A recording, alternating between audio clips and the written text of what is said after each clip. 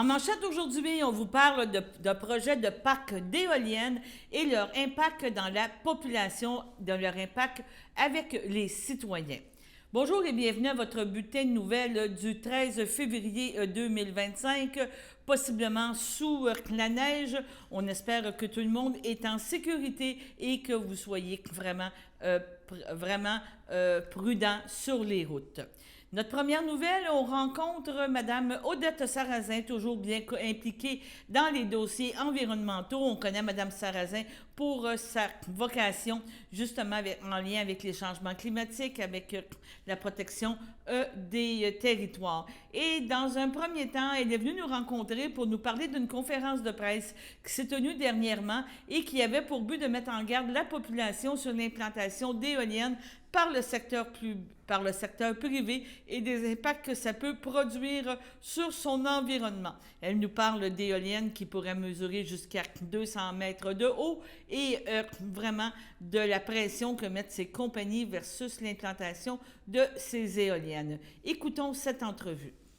Tu es toujours beaucoup impliqué en termes d'environnement, vigilance, des choses comme ça. Et la semaine dernière, il y a eu une conférence de presse concernant les éoliennes au Québec. Peux-tu nous parler un petit peu de ce qui s'est passé? Eh oui. Oui, il y a eu une conférence de presse très importante parce que ce sont des comités de citoyens qui se sont réunis dans une coalition, un collectif qu'on appelle Collectif Maître chez nous, parce qu'il doit y avoir environ entre une trentaine de comités citoyens qui ont à vivre avec l'impact, en tout cas, avec l'arrivée des éoliennes sur leur territoire. Et ce que ça a provoqué, c'est que les gens sont allés chercher de l'information parce que tout se faisait un peu... underground, comme on dit. en dessous de la ferme, en dessous de la couverture, pour s'apercevoir qu'il y avait déjà des gens qui avaient signé des ententes avec les entreprises privées d'éoliennes. Ça, tu parles des particuliers, là. Des particuliers, des agriculteurs qui ont signé des ententes. Et là, ça nous a rappelé une certaine époque, probablement que tu te souviens, de TransCanada Énergie, quand ils allaient dans les maisons puis ils mettaient de l'argent dans les poches des agriculteurs puis des personnes chez qui ils passaient. Donc, on se retrouve un peu avec la même...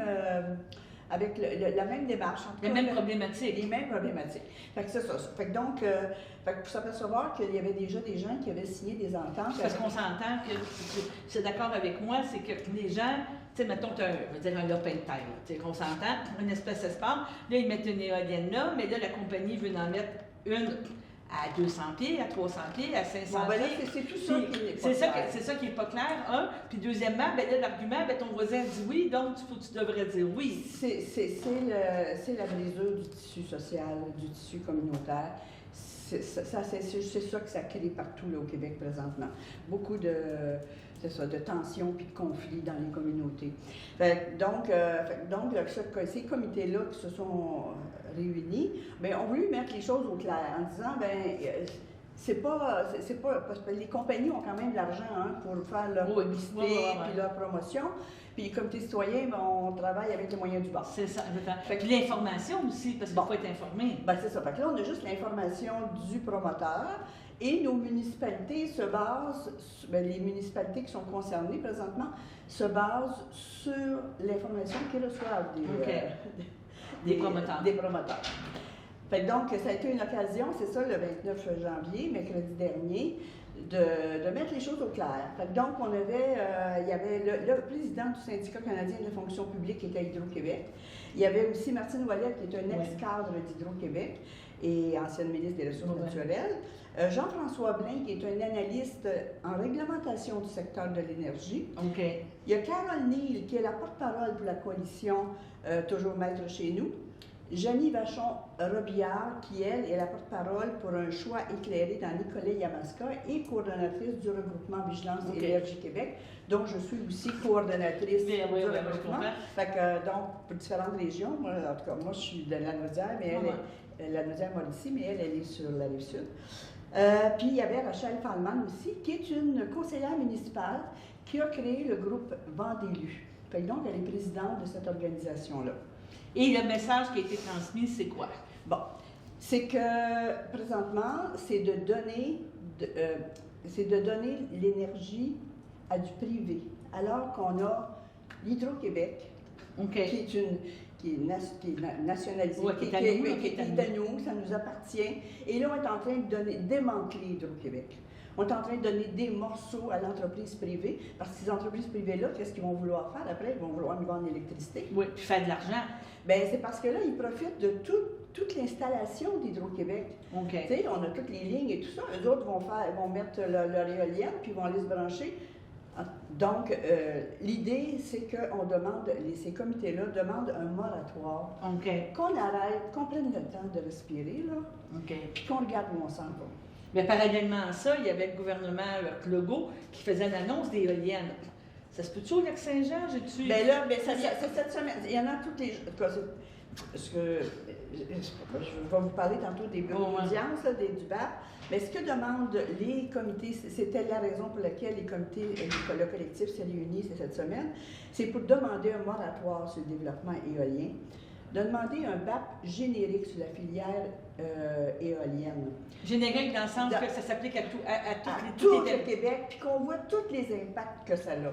Parce que présentement, il y a des BAP, comme le bureau des audiences publiques, là, en environnement, qu'on appelle BAP, le bureau des audiences publiques de l'environnement. Ouais. Là, présentement, sont par projet. Puis ils ne parlent pas nécessairement. Bien, ils peuvent se parler, mais ça ne nous donne pas l'idée d'ensemble, puis tous les impacts que ça a. Il y a des impacts à plusieurs niveaux, là. Impact sur l'environnement, sur la santé. Oui, mais c'est ça, parce que c'est le bruit. Là. On s'entend que c'est une tour, mais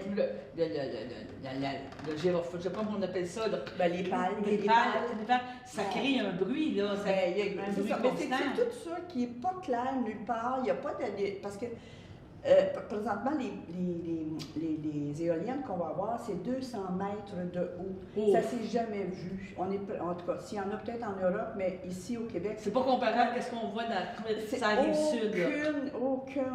Aucune comparaison possible. Là. Fait que c'est des 200 mètres de haut avec des pales de je ne sais pas combien de... Si on est intéressé, on pourrait trouver les mesures, ouais. Mais c'est inimaginable. Là, puis en plus, il faut penser que si on met une éolienne de cette grosseur-là sur ton terrain, ben ça va prendre du béton pour tenir ça en C'est ça, je me disais, puis il y a de l'infrastructure pour amener l'électricité là, tu charcutes. Il y a aussi la distribution, mais juste pour l'installation, de mettre la quantité de béton qu'il va avoir, même il y a des craintes par rapport aux nappes phréatiques. OK. Dans ce point-là, mais c'est intéressant. C'est qu'il y a plein d'impacts qu'on ne connaît pas, et c'est pour ça qu'on demande un BAP générique. Un BAP générique, ça va faire une analyse de l'ensemble du dossier énergétique au Québec, parce que là aussi, on a le projet de loi 69 sur la gouvernance énergétique du Québec, là, qui a été en commission parlementaire l'automne dernier, mais là, ça s'est arrêté. On ne sait pas quand ça va recommencer. Mais ce projet de loi-là ouvre la porte à la privatisation, là, tout grande ouverte. Sans contrôle, sans rien. Bien, c'est ça, tu sais, c'est pour ça que les citoyens demandent, c'est ça, le moratoire, le BAP générique, puis ils demandent un vaste débat public sur tout le développement énergétique au Québec. Okay. On a besoin de prendre une pause, puis de regarder ça. Donc, nous vous reviendrons avec la suite de l'entrevue avec Mme Odette Sarrazin sur différents sujets à venir. Sur ce, allons à la pause. Votre station de télévision de Berthierville vous invite cordialement à son bingo hebdomadaire télédiffusé tous les samedis matins dès 9h30. Depuis longtemps, les fans de CTRB se divisent le joyeux montant de 600 $ chaque semaine à cette joute de bingo. N'oublions pas non plus le super bingo mensuel d'une cagnotte de 2000 $ que vous pourriez vous partager chaque premier samedi du mois. Un moment de fébrilité qui pourrait devenir payant pour plusieurs d'entre vous. Pour vous procurer ces fameuses cartes de jeu, les dépositaires participants sont à Berthierville, le dépanneur Formule 1, la station-service Arnois sur le boulevard Gilles Villeneuve, le marché IGA Extra Famille Mont-d'Or sur la rue Gabrielle Brissette, le marché Métro Boucher sur la rue Notre-Dame et la pharmacie Proxime sur la rue Frontenac. À Saint-Ignace de Loyola, le dépanneur Proxy sur la rue de la Traverse, la boucherie Aldo sur le rang Saint-Michel. C'est donc un rendez-vous hebdomadaire chaque samedi matin à 9h30 sur les ondes de CTRV, votre télévision locale et régionale, celle-ci toujours en haute définition. Toute l'équipe de CTRV vous remercie de votre fidélité et vous souhaite bonne chance.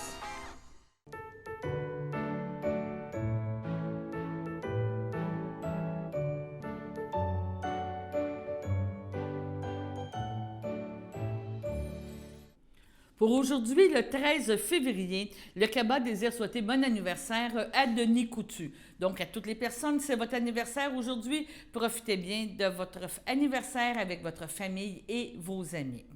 On continue notre bulletin de nouvelles en vous parlant aujourd'hui dans quelques extraits du conseil de la municipalité de Lanoraie qui s'est tenu la semaine dernière. Voici quelques sujets qui ont retenu notre attention. On parle entre autres d'une ouverture d'un registre en lien avec un règlement d'emprunt pour les jeux d'eau que veut installer la ville de Lanoraie. Écoutons cet extrait. 6.2, tenue de registre, règlement d'emprunt 141-2025 pour la construction d'une aire de jeux d'eau. Donc, oui, c'est exact. Ben, j'ai donné un peu les informations avant, mais c'est pas grave, on va les répéter. Qu'une tenue de registre concernant le règlement 141-2025 décrétant un emprunt de 810 000 pour la construction d'une aire de jeux d'eau, 810 000 oui, ait lieu le 24 février 2025, de 9h à 19h au 57 rue Laroche, comme prévu par la loi.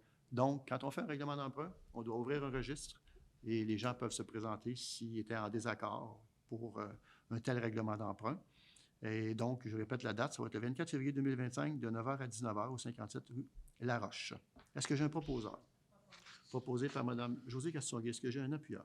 J'appuie. Appuyé par Mme Lynne Clermont à ma gauche. Ceux qui sont en faveur. D'accord. À ma droite? D'accord. C'est unanime. Par la suite, il fut question de l'engagement d'une offre d'emploi pour un coordonnateur à la culture. Ressources humaines, coordonnateur, coordonnatrice, un ou l'autre, à la culture. Proposé, appuyé, résolu que le directeur général et greffier trésorier soit autorisé à publier un poste cadre de coordonnateur ou coordonnatrice à la culture, temps plein, permanent. Alors, comme vous le savez probablement déjà, on a, avec le temps, on est venu consolider le département d'urbanisme, le département des finances, et là, on vient consolider finalement le département culture, loisirs, vie citoyenne. Alors, on fait pas mal d'activités dans une année, autant au niveau culturel que loisirs. Et puis, évidemment, ça demande du personnel pour pouvoir réaliser l'ensemble de ces activités-là. Voilà. Donc, avec une résolution comme celle-là, on va pouvoir partir donc en demande de candidature pour trouver, évidemment, la perle rare. Est-ce que j'ai un proposeur? Je propose. Proposé par M. Martin Lavallée. Est-ce que j'ai un appuyeur? J'appuie. Appuyé par Mme Lucie Ouellette. Ou c'est toi qui as parlé? C'est moi qui ai parlé. Appuyé par Mme Lynne Clermont. Désolé. À ma gauche, ceux qui sont en faveur. D'accord. À ma droite, D'accord. c'est unanime. Une autre activité, une autre saison pour les péchés mignons aura lieu en 2025 et une prochaine activité le 2 mai. Cette activité, M. justement Villeneuve nous en dévoile quelques détails. Écoutons cet extrait. 6.5, les péchés mignons, budget. Proposé, appuyé et résolu. D'autoriser un budget de 13 000 $ pour l'organisation et la tenue du marché public, les péchés mignons de Lanoraie.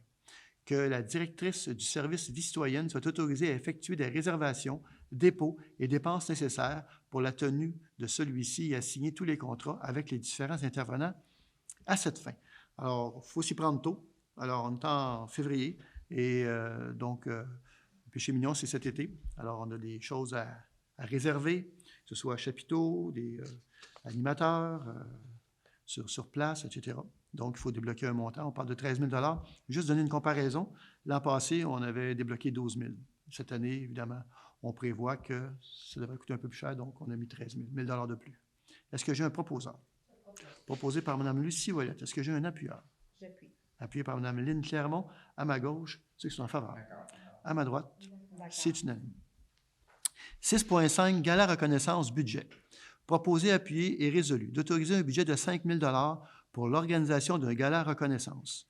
que la directrice du service vie citoyenne soit autorisée à effectuer des réservations, dépôts et dépenses nécessaires pour la tenue de celui-ci et à signer tous les contrats avec les différents intervenants à cette fin. Alors, le 2 mai prochain, je pense que c'est important de le préciser, le 2 mai prochain, c'est un vendredi. Si ma mémoire est bonne, il y a un gala reconnaissance qui est organisé par la municipalité. Mais il est organisé par la municipalité en collaboration avec les organismes du milieu qui ont bien voulu participer à l'organisation, mais surtout qui ont bien voulu participer comme jury. Donc, les organismes ont été contactés. On en a eu beaucoup qui ont accepté d'embarquer dans cette belle aventure. Alors, l'idée, le comité s'est déjà réuni avec le comité composé d'une personne par organisme, s'est déjà réuni pour justement identifier des catégories. Et c'est vraiment un gala reconnaissance. Oui, ça s'adresse aux bénévoles, mais c'est plus large que ça encore. Ça s'adresse aussi sur le plan économique. Ça peut être des gens d'affaires, ça peut être un organisme, pas nécessairement une personne physique, ça peut être une personne morale. Donc, suivez l'actualité, suivez ça de près. Le 2 mai prochain, vous aurez une invitation qui va vous parvenir par la page Facebook, le site Internet de la municipalité. Pour les gens qui pourraient y être, il va falloir s'inscrire à l'avance parce que, justement, on veut savoir combien de gens seraient intéressés à venir assister. Il y aura, je ne vous en dis pas beaucoup, là, mais j'en dis un petit peu quand même, il va y avoir des prestations intéressantes sur place. Ça devrait se dérouler à l'église. Monsieur le curé a bien voulu accepter de nous prêter ce noble lieu. Alors, tout ça est à suivre.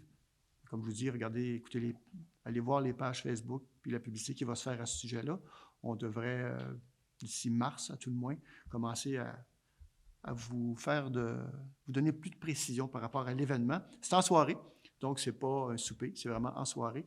Et là, on va venir, en fait, une personne par organisme. Ils ont déterminé des gens qui pourraient, desquels on pourrait souligner le travail ou l'implication dans la communauté. Et il y aura des lauréats et il y aura le gagnant dans chacune des catégories. Donc, ça risque d'être fort intéressant. Suivez l'actualité, on vous revient avec ça.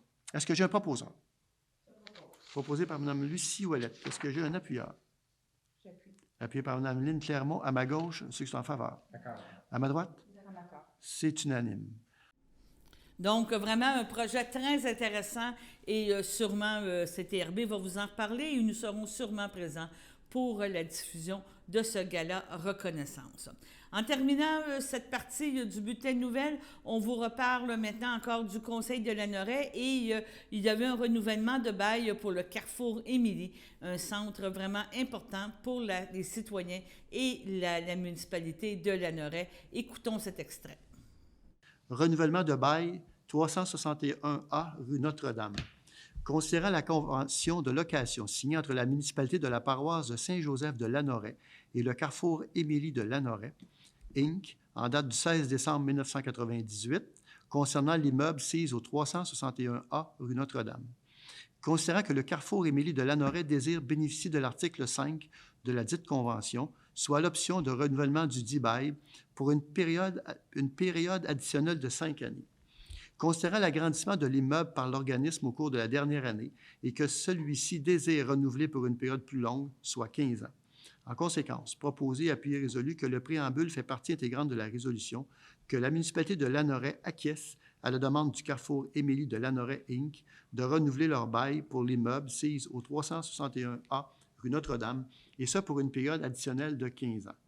La présente résolution est jointe à la convention de location mentionnée au préambule pour en faire partie intégrante. On sait que le Carrefour Émilie a mis au fil du temps des améliorations au bâtiment, à l'intérieur, entre autres, à l'extérieur aussi probablement, mais là, on sait aussi qu'il y a eu un agrandissement assez important quand même, vous avez pu le constater, là.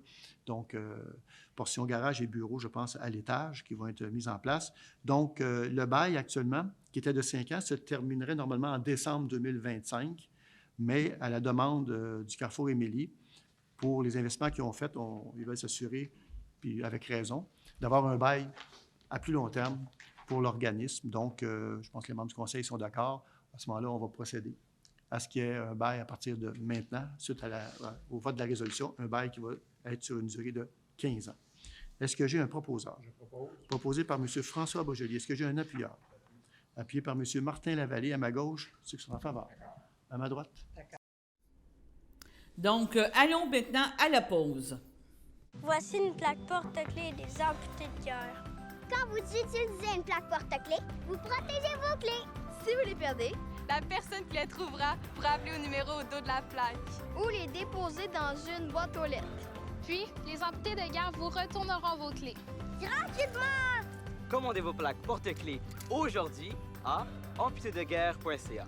Et améliorer la vie des personnes amputées comme moi. Merci.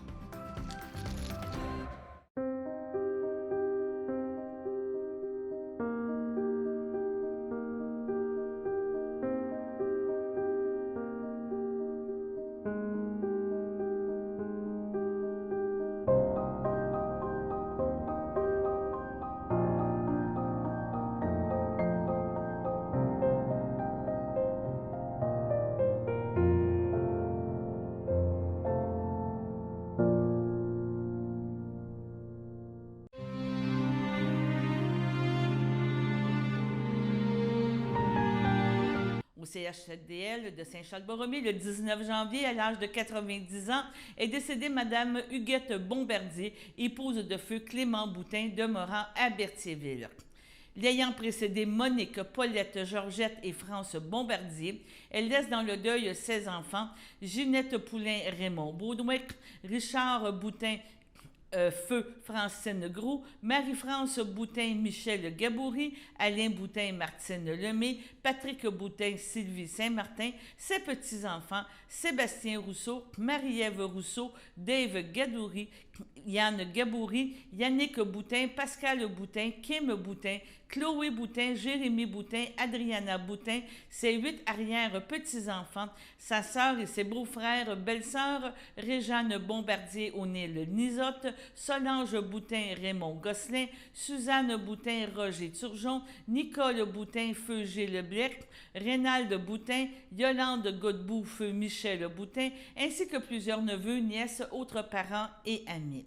La famille vous accueillera le samedi 15 février dès 11h au complexe funéraire Efterio de Berthierville. Suivra une liturgie à la chapelle du complexe à compter de 15h. Les cendres de Mme Huguette Bombardier seront déposées au columbarium Efterio de Berthierville. Au CHDL Saint-Charles-Borromée, le 28 janvier, à l'âge de 80 ans, est décédé M. Michel Brissette, conjoint de Pierrette Gadoury, demeurant à Saint-Ignace de Loyola et autrefois de Berthierville. L'ayant précédé sa fille Nancy, il laisse dans le deuil sa conjointe Pierrette et les enfants de celle-ci, Éric Brissette, Dominique Setkowski, Pascal Brissette, Émilie Olivier, ses petits-enfants, Tréciane Desroches, Dominique Angelini, Méric Desroches, Mathis et Léa Brissette, Micheline Godin, mère de feu Nancy, Feu son beau-frère et sa belle-sœur, Robert Champagne, Feu Cécile Brissette, Thérèse Moreau, Feu Benoît Brissette, ainsi que plusieurs membres de la famille Gadoury, neveux, nièces, autres parents et amis. La famille vous accueillera le dimanche 16 février dès 12h30 au complexe funéraire Efterio de Berthierville. Suivra un hommage au salon à compter de 15h.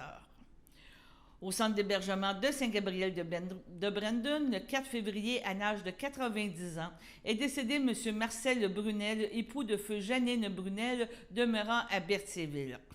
Il laisse dans le deuil son frère, ses belles-sœurs, son beau-frère Régent Brunel, Nicole Blouin, Francine Pellan, Feu Gilles Brunel, Marie-Rose Brunel, Feu Maurice Brunel, Lise Brunel, André Tellier, son filleul Patrick Brunel, ainsi que plusieurs neveux, nièces, autres parents et amis. La famille vous accueillera le vendredi 21 février dès 12h30 au complexe funéraire Efterio de Berthierville. Suivra une liturgie à la chapelle du complexe à compter de 14h30. Les cendres de M. Brunel seront déposées au columbarium Efterio ce jour même. Au CHDL de Saint-Charles-Borromée, le 28 janvier, à l'âge de 84 ans, est décédé M. Régent Saint-Martin, époux de Pierrette Grégoire, demeurant à Saint-Ignace de Loyola.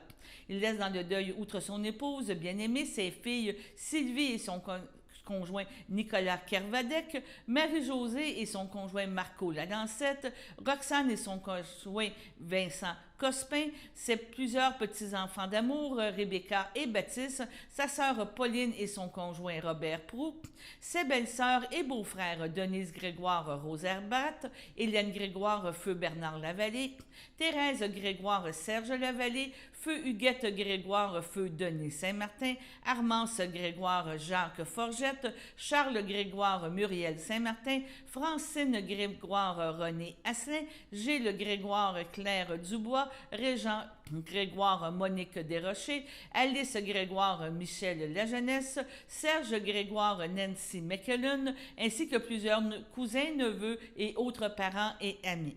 La famille vous accueillera le samedi 22 février dès 12h30 à l'église Sainte-Geneviève de Berthier où suivront les funérailles à compter de 14h30.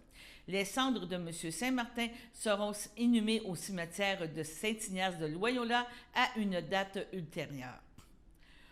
Au CHSLD, le Château, le 30 janvier, à l'âge de 76 ans, est décédé M. Jean-Jacques Chevalier, fils de feu Jean-Paul Chevalier et de feu Fleurette Bergeron, demeurant à Berthierville et natif de Saint-Ignace de Loyola.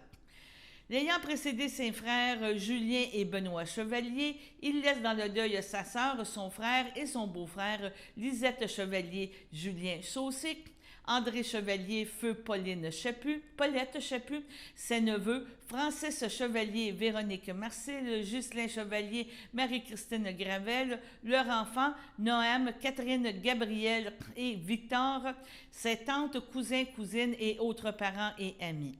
La famille vous accueillera le dimanche 23 février dès 12h30 au complexe funéraire F. Thériault de Berthierville. Suivra une liturgie à la chapelle du complexe à compter de 14h30. M. Jean-Jacques Chevalier sera inhumé au cimetière de Saint-Ignace de Loyola à une date ultérieure.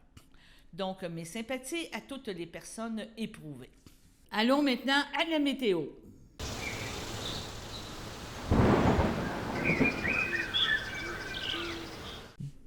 Bienvenue à votre météo de cette semaine. Aujourd'hui, jeudi soir, ce sera des averses de neige, une température de -5, un temps ressenti de -13, moins de 1 cm de neige.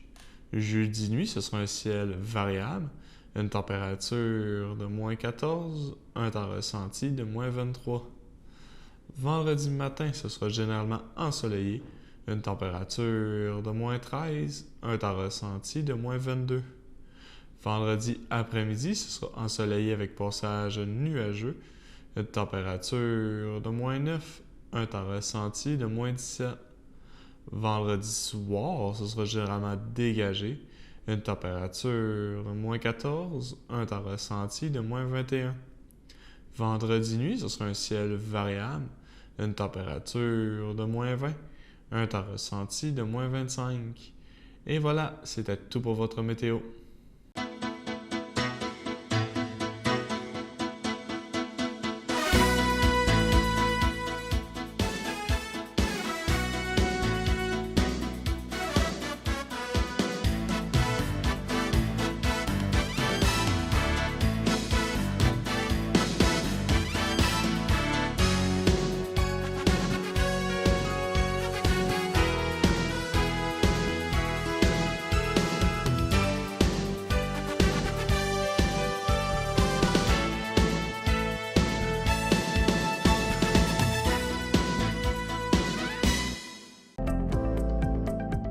Les télévisions communautaires autonomes du Québec, ce sont les télévisions les plus importantes parce qu'elles sont proches de la communauté. On veut encourager des gens qui parlent de ce qui nous intéresse, mais aussi qui participent au développement local. Mais c'est fini le temps là, où on allait lire une affaire qui a été écrite avant hier au bout du monde. Non! Tu veux savoir ce qui se passe chez vous? Bien, ma télé préférée, c'est la télé autonome communautaire. C'est ici que ça se passe.